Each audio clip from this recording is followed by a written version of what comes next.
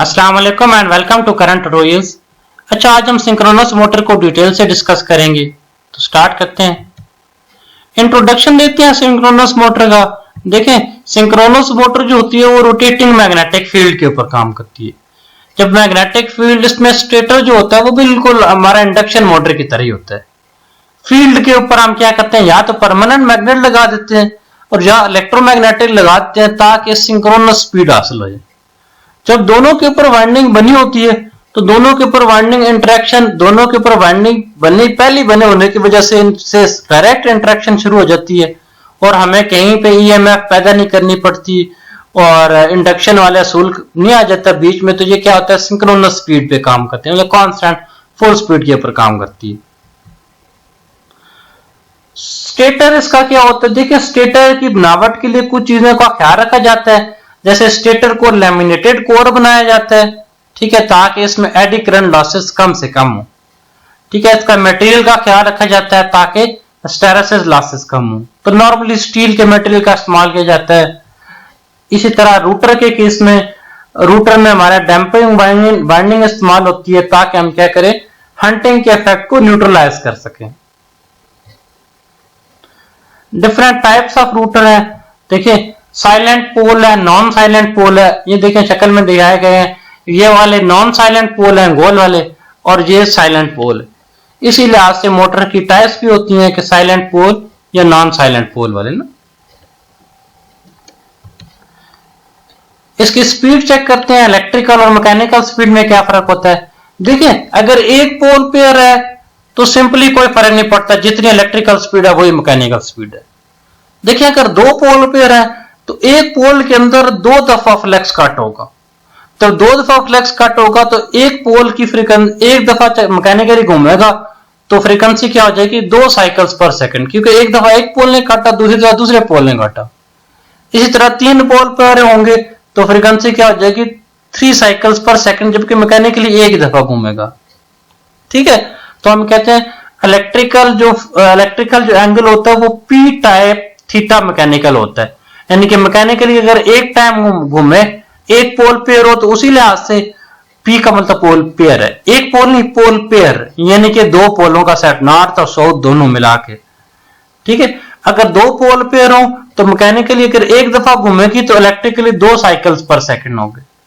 इसी तरह 3 पोल पेयर हो तो मैकेनिकली अगर 3 दफा घूमेगी तो इलेक्ट्रिकली 9 साइकिल्स पर सेकंड होगी।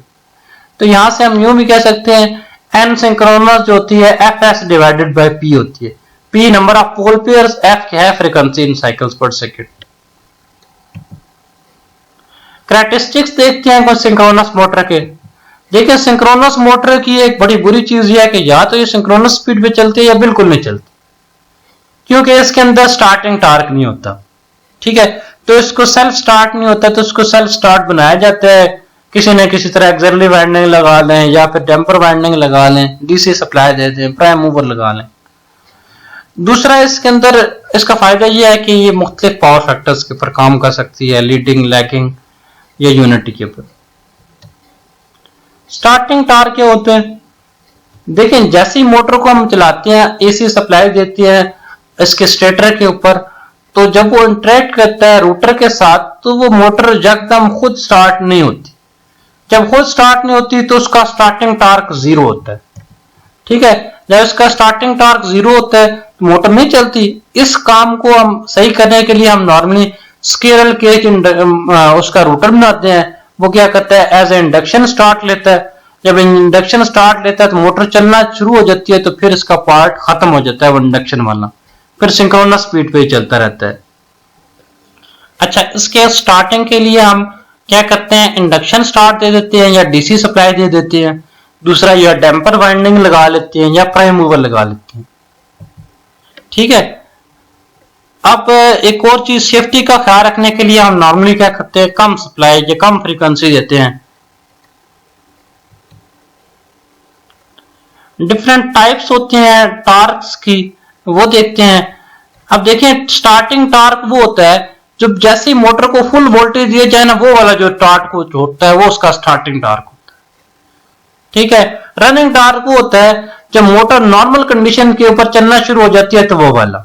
ठीक है, इसकी बेसिस पे हम मोटर की सारी रेटिंग निकालते हैं।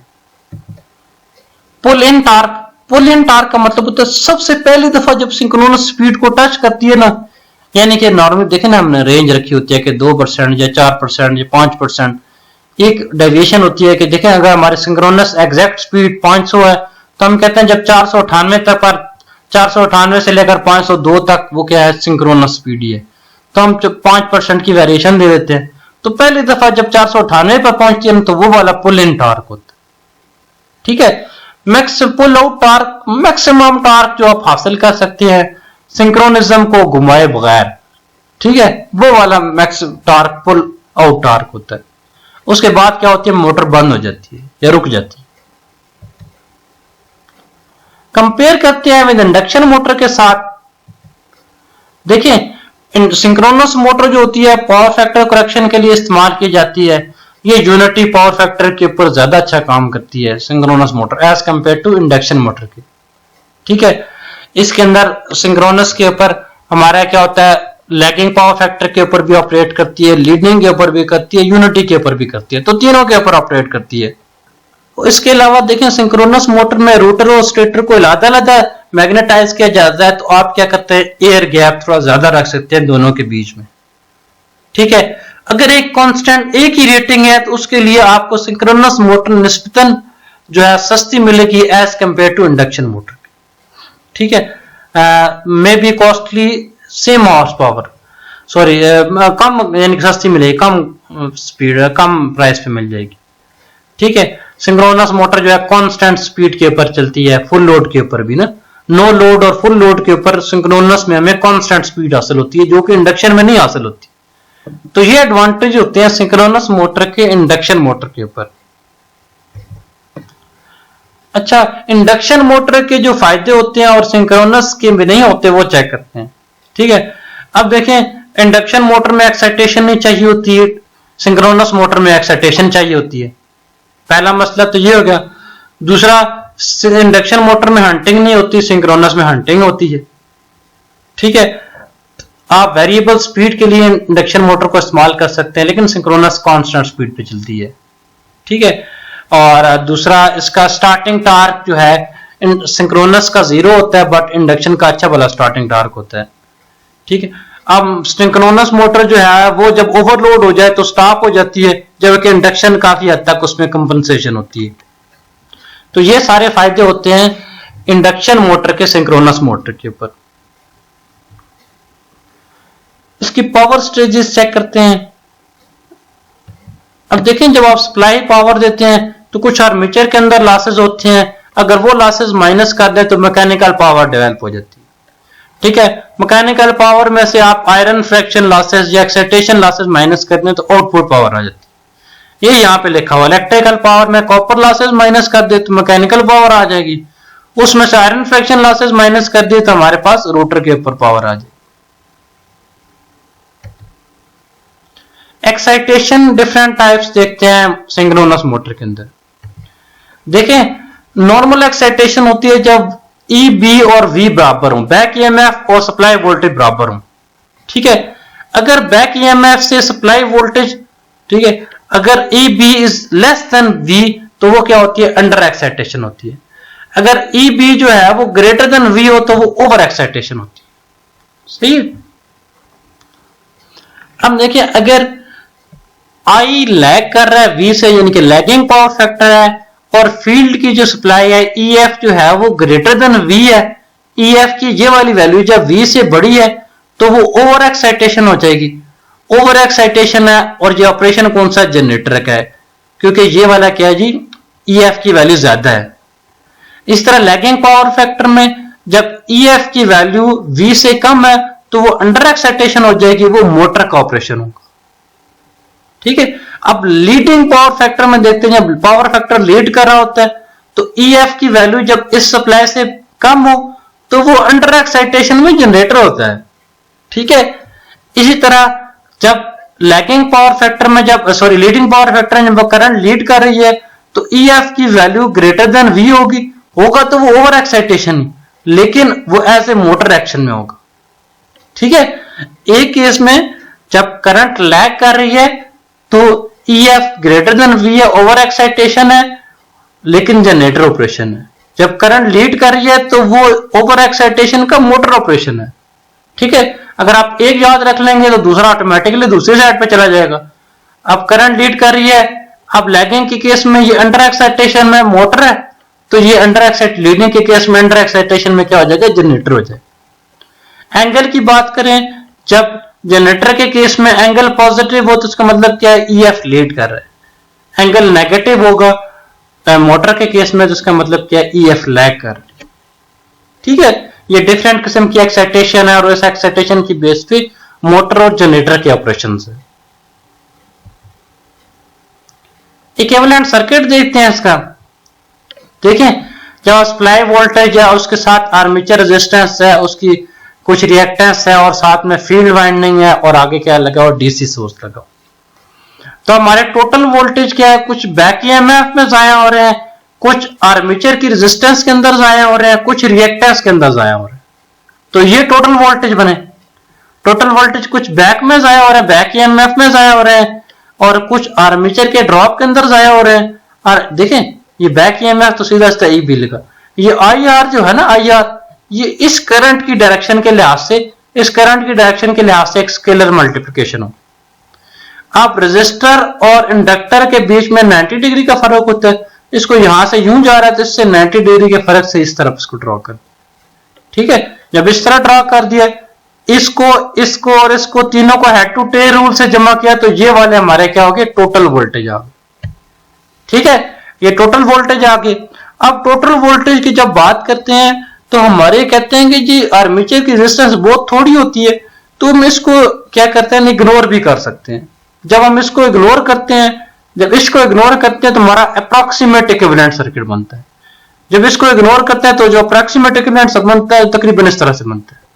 ई बी के साथ आई ए एक्सेस साथ में लगा लेते हैं 90 डिग्री के फर्क के साथ। ये देखें, ये इन दोनों का आपस में 90 डिग्री का फर्क है।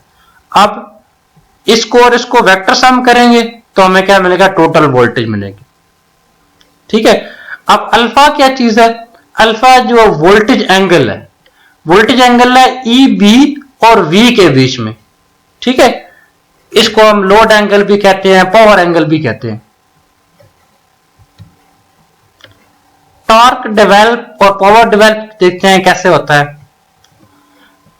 देखिए, मोटर के अंदर जो अगर बैक ईएमएफ देखें, मोटर के अंदर बैक ईएमएफ और उसकी रिएक्टेंस दोनों का ड्रॉप जमा कर दिया जाए तो हमारे पास टोटल वोल्टेज बनते हैं, ठीक है। जब बैक ईएमएफ का ड्रॉप और टोटल वोल्टेज जमा कर दिए, देखिए मोटर का इक्विवेलेंट सर्किट ये रेजिस्टर, इंडक्टर और क्या हो गया, टोटल जो सप्लाई है, कुछ बैक ईएमएफ में जाया तो है और ये कुछ रेजिस्टर में जाया और ये कुछ क्या इंडक्टर में जाया और ये अप्रॉक्सीमेट इक्विवेलेंट में इसको खत्म कर दिया तो ये वाला बन गया ना।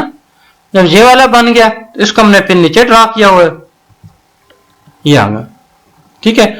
ई बी और वी के बीच में ये वोल्टेज वी है, वी के बीच में जो एंगल है अल्फा है। अब यहां से ए बी की वैल्यू फाइंड करें, ठीक है। अगर ए बी की वैल्यू फाइंड करें तो ये ई बी है ना।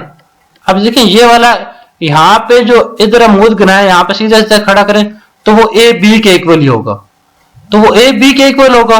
वहां से हम देखें तो ए बी ई, ये ए से बी तक है, ये ई बी है और ये अल्फा है ना, तो ये नीचे वाला क्या हो जाएगा, ई बी कॉस अल्फा, सामने वाला क्या हो जाएगा, ई बी साइन अल्फा। तो A B is equal to E B sine alpha, ठीक है। ई बी साइन अल्फा आ गया। और अगर इस लिहाज से चेक करें, आई ए एक्सेस के लिहाज से, आई ए एक्सेस के लिहाज से, इसके लिहाज, ठीक है। अब ये वाला थीटा एंगल है, ये वाला जो थीटा एंगल है, ये वाला एंगल, ये एंगल यही है, यहां पे भी वही एंगल है, यहां पे भी वही एंगल है। तो थीटा के एडजेसेंट क्या होता है, कोसाइन होता है। आई ए एक्सेस यहां पे फाई है, तो आई ए एक्सेस कॉस फाई हो जाएगा, आई ए एक्सेस के साथ कॉस फाई हो जाएगा। दोनों तरफ वोल्टेज से मल्टीप्लाई कर, आप देखें ई बी के साथ दोनों तरफ वोल्टेज वी से मल्टीप्लाई कर दिया, यहां पे भी और यहां पे भी। पावर क्या होती है, power is equal to V I cos phi होती है, ये वी आई और कॉस फाई क्या हो गया, पावर हो गया। एक्सेस क्या हो जाएगा, उधर जाकर डिवाइड हो जाएगा, तो power is equal to E B into V sine alpha divided by XS. XS कौन सा है, ये वाला जो दूसरी तरफ जाके डिवाइड हुआ है, क्योंकि P power is equal to क्या होती है, power is equal to VI cos phi होती है। तो P is equal to EB by V divided by XS into sine alpha. ठीक है, अब मैक्सिमम पावर हमें तब मिलती है जब ये अल्फा की वैल्यू 90 होती है, तो वो एंगल 90 डिग्री के ऊपर हमें क्या इसकी मैक्सिमम पावर मिली। अब ये एक फेज के केस में थी, तो 3 फेज में मल्टीप्लाई बाय 3 कर देंगे, 3EBV डिवाइडेड बाय XS। ठीक है, अब देखें आर्मेचर की रेजिस्टेंस थोड़ी सी होती है, उसके अगर ड्रॉप को इग्नोर कर दिया जाए तो जो इनपुट पावर है वही मैकेनिकल डेवलप पावर होती है, उसी को हम अप्रोक्सीमेट कर लें तो वही मैकेनिकल पावर डेवलप होगी। तो यहां से टार्क निकालें, torque is equal to 9.55 PM divided by NS। PM mechanical power की वैल्यू डाल दी, जब मैकेनिकल पावर की वैल्यू डाल दी तो हमारे पास फार्मूला निकला 28.65 EBV sign alpha divided by NS into XS। ठीक है, इस तरह हम पावर और टार्क की इक्वेशन निकाल सकते हैं सिंक्रोनस मोटर के केस में। अच्छा, अगर लोड चेंज किया जाए सिंक्रोनस मोटर में तो क्या फर्क होता है? देखिए मोटर की पावर क्या होता है, 3VA cos phi होता है, maximum power 3EB into EB divided by XS into sine alpha. अब देखें जैसे जैसे हम लोड इंक्रीज करते हैं, जब लोड इंक्रीज करता है तो ये साइन अल्फा ये वाला एंगल इंक्रीज होता है। जब ये वाला एंगल इंक्रीज होता है तो हमें क्या होता है, करंट और चाहिए होती है, क्योंकि हमारा मोर हीट पैदा होती है, इसके और लॉसेस पैदा होते हैं करंट की वजह से, तो उससे हमारा क्या होता है, पावर फैक्टर हमारा लीडिंग से लैगिंग की तरफ चला जाता है। ठीक है, तो जैसे जैसे हम लोड इंक्रीज करते हैं हमारा पावर फैक्टर, देखें जब जैसे जैसे लोड ये इंक्रीज होगा तो ये एंगल बढ़ेगा, तो इनके बीच में क्या हो जाएगा, लोड इंक्रीज करने की वजह से एंगल क्या हो जाएगा, थीटा क्या हो जाएगा, पावर फैक्टर लीडिंग से लैगिंग की तरफ चला जाएगा। एप्लीकेशन चेक करते हैं। देखिए पावर फैक्टर करेक्शन के लिए इस्तेमाल किया जाता है, और इसके अलावा कांस्टेंट स्पीड के लिए इस्तेमाल और वोल्टेज रेगुलेशन के लिए सिंक्रोनस मोटर को इस्तेमाल किया जाता है। ब्रशलेस डीसी मोटर और परमानेंट मैग्नेट सिंक्रोनस मोटर को कंपेयर करते हैं। देखें ब्रशलेस डीसी मोटर और सिंक्रोनस मोटर जो है दोनों सिंक्रोनस मशीन है। ठीक है, इसमें डायरेक्ट करंट लेते हैं, इसमें क्या करते हैं, साइनोसाइडल करंट लेते हैं। परमानेंट मैग्नेट में आपको क्या कहते हैं, डीसी सप्लाई लेते हैं, यहाँ पे साइनोसाइडल लेते हैं। अब इसमें साइनोसाइडल आ जाएगी, इसमें क्या होगी, ट्रोपोजाइडल आ गई। ठीक है, स्टेटर फ्लक्स पोजीशन जो होती है वो 60 डिग्री के ऊपर होती है, स्टेटर फ्लक्स कम्यूटेट करती है 60 डिग्री के ऊपर। इसमें क्या होता है, continuous stator position variation, continuous variation आ रही होती है। ठीक है, इसके ओनली 2 फेजेस होते हैं, only 2 phase on at same, दोनों फेजेस सेम टाइम पे ऑन होते हैं। इसके 3 फेज होते हैं, तो इसका मतलब है कि एक वक्त में ऑन होता है। ठीक है, torque triple communication, triple torque ripple at communication, ripple आता है इसमें नहीं आता ना। ठीक है, तो आप करंट ट्यूटोरियल्स को सब्सक्राइब कीजिएगा, इंशाल्लाह फिर मुलाकात होती है। अपना ख्याल रखिएगा, अल्लाह हाफिज।